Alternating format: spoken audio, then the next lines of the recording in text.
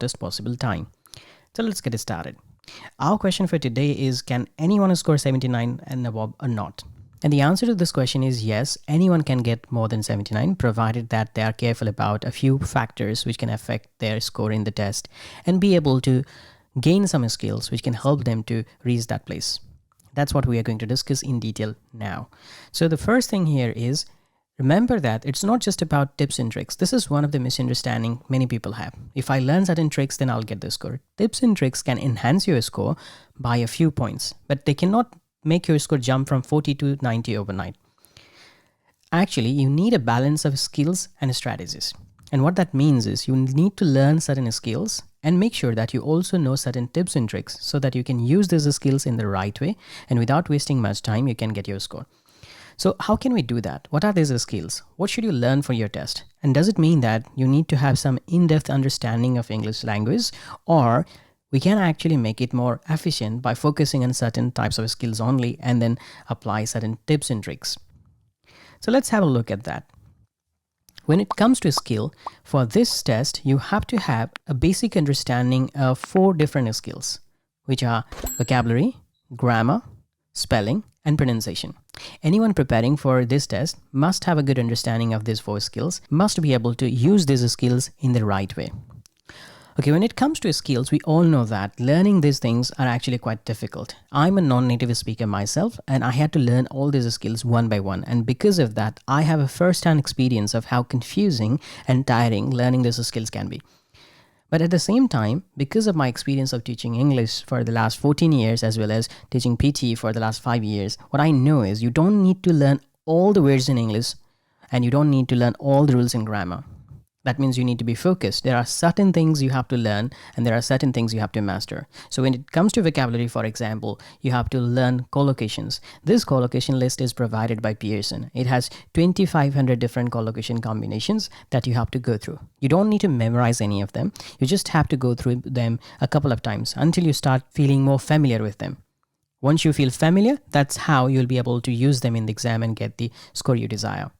And then you also have to go through the academic word list, which has 570 words. If you go through these words, it will be easier for you to understand the question, understand the recording, and then give appropriate response. The second thing is, in grammar, you don't have to learn all the rules of grammar, but you have to make sure that you have a basic understanding of 3 important aspects of grammar, and they are tense, voice, and parts of speech. Make sure that you know about the basics of these 3 topics in grammar. Especially tense. Make sure you know all 12 different types of tense, their structures, and where they are used. If you have a good understanding of this, it will help you to provide an appropriate answer to certain questions, as well as it will help you to answer the questions such as fill in the blanks reading and writing, and dictation more effectively. It can also help you in fill in the blanks of listening.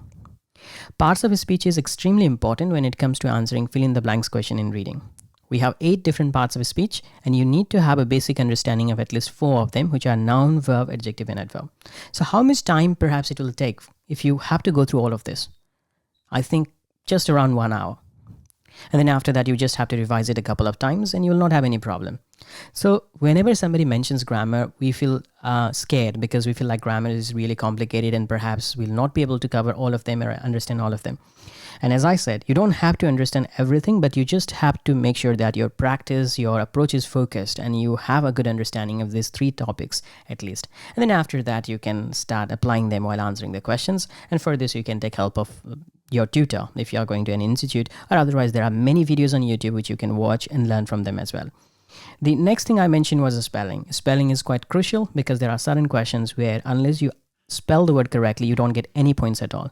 For example, in fill in the blanks of listening and dictation, you don't get any points for your answer unless all the words you have written have been correctly spelled. Because here, every word carries 1 point. All of them should be correctly spelled. And in essay writing and summarize spoken text, you get 2 points per question for spelling. So you can see that it can play a major role in your exam when it comes to getting high score. Because dictation is one of the most important questions in your exam, and in this question you have to spell all the words correctly to get points. It's really important that you spend some time in enhancing your spelling score. Now, again, there are so many words, so how can you know which words you need to know how to spell? And then again, you can make it focused by focusing on these 3 types of words. The first is frequently used words in PTE. if you have a list of the frequently used words in PT, you can go through that list and make sure that you can spell all the words correctly. For the first time, what you can do is you can go through the words and mark the words that you find difficult or confusing to spell. And then in the second round, you can just focus on those words. You also have to have a good understanding of most common misspellings in English, because these are the words Pearson tends to use in fill in the blanks and dictation. So if you have a good understanding of these common misspellings, it will help you again. And then there can be a few words which can be difficult for you to spell. Everyone can have their own set of words which they find difficult to spell. So you should spend a little time thinking about this kind of words. Which words do you find difficult to spell, or you always get confused, although nobody else finds it confusing? For example, in my case, when I'm spelling out certain words, I always feel confused despite teaching English for such a long time. The reason for that is we all have our own individual problems, and we just need to be aware of them so that we can find a strategy to tackle them. Then pronunciation. Pronunciation is a major barrier for many students to get a score in speaking and in listening, because speaking and listening are so much integrated with each other. If you do not perform that well in speaking, you can't get a score in listening as well. And because of that, poor pronunciation often results in poor score in speaking as well as in listening. But how should you practice it? Do you need to know all nitty-gritty details of pronunciation? Do you have to have perfect pronunciation skills? No. How long can it take to improve your pronunciation? Again, if you really want to improve your pronunciation to the level of the native speaker, you definitely have to spend a lot of time. But fortunately for PT, you don't need to do that, because again, there are only fixed types of words that Pearson uses in its exam that you need to learn how to pronounce. Most of these words come from the consonant clusters. If you have no idea about that, make sure that you learn about this before you start working on your pronunciation. Otherwise, you'll waste a lot of time learning the pronunciation of words which will never be asked in your exam and which will not help you to get the score. So for the pronunciation part, I have divided words into two categories. The first is commonly tested words in speaking, and the second is commonly used words in speaking. So in commonly tested words in speaking, I'm focusing on the questions like read aloud, repeat sentence, answer short questions, and read a lecture. In these types of questions, I have to answer the question as Pearson wants. That means there is a fixed answer for all these questions. And in a way, what Pearson is testing is whether I can say these words in the right way or not. Otherwise, I'll not get points. So what I need to do here is, for example, in our center, what we have done is we have gone through all these questions, extracted the words that we see more often in these question sets, and then we have prepared a list of words that students can go through and then prepare themselves. At the same time, we have also prepared a list of words that are used in describe image for describing the image. For example, while describing different types of line graphs, pie charts, or tables, people tend to use only a set of words. So we make sure that our students can pronounce these words without any problem. And if they do that, even if they have problem with other words, it will not have any impact on their score in the exam, because they know how to pronounce the important words that they have to use. So again, for pronunciation part as well, you don't have to know how to pronounce all the words. You just have to know how to pronounce certain types of words which they are going to ask and words which you have to use. This way, you'll have a fewer words to practice, and because of that, it will be easier and faster for you to get your target score. So these are the skills you need, but just having skills is not enough. Again, this is another mistake many people make. Because I'm good in English, I think I'll get a score in PT, so I don't need to prepare. This is a very common misunderstanding, and it is the reason why many people with good skills fail in the test. Because the second step now is to learn the tips and tricks which can enhance your score. Let's discuss some tips and tricks which can help you to enhance your score with the help of the skills you gained from the previous discussion. There are 5 things you need to consider. First is loopholes in algorithm. The algorithm Pearson uses for automatic scoring has some problems, and because of that, we can exploit those problems and get the score. Some people call it cheating computer. I call them loopholes in algorithm. So you need to know in which questions Pearson's algorithm is not perfect and we can manipulate it. Second, we also need to know the scoring criteria so that we know how questions are scored and we focus on those areas which can get us more points. Third, we have to find out which questions are important and which are not, so that we can spend more time on important questions and get more scores, and do not waste time on unimportant questions. So this applies to both practice as well as the exam. In practice, we need to spend more time on important questions, and during the exam as well, we need to spend more time on important questions and spend as less time as possible on unimportant questions. Templates are really good for certain types of questions, and we have to decide in which question types we can simply use templates and save time. And the last one is past question. In Pearson's exam, it uses past questions a lot, and because of that, we have to know in which types of questions practicing past questions can be helpful and in which types of questions it's not necessary. So let's go through all of them one by one, starting with loopholes in algorithm. Pearson's algorithm has problem in questions like speaking and writing, where users can give various types of answers. Or in other words, the same question can be answered in thousands of different ways. Because of that, Pearson's algorithm struggles to understand certain types of answers. And on the other hand, it easily gives highest possible score for certain types of answer, even if technically they are not perfect.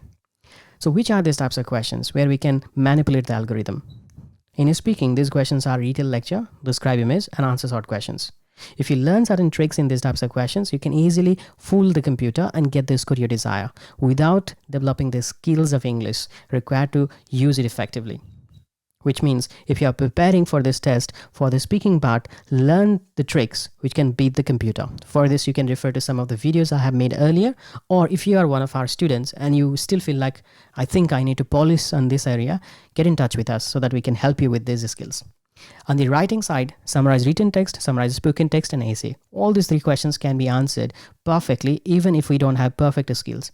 And again, you need to learn these loopholes so that you can get your score if you have certain deficits in your skills. Then the scoring criteria. Scoring criteria is important to know for all the question types, but more important for repeat sentence and write from dictation. Because the tricks that we use in repeat sentence and write from dictation depend on the scoring criteria. Because of that, although the algorithm does not have that many loopholes in these questions, we know the scoring criteria itself is not perfect, or not perfect in the sense that it cannot detect all your problems. It can only look at certain areas of your performance, and because of that, we can easily manipulate the system and get the score we desire.